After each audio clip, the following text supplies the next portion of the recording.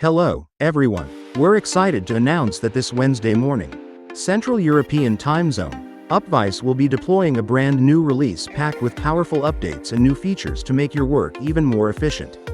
Let's dive in. The Files web app has received a major upgrade. You'll now see new tabs to switch between all files and folders.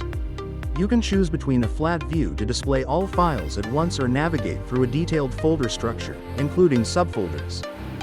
Upvise added file type icons for better visibility, and here's something we're really excited about.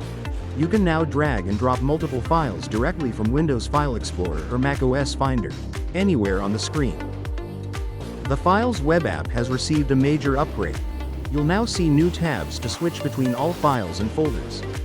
You can choose between a flat view to display all files at once or navigate through a detailed folder structure, including subfolders.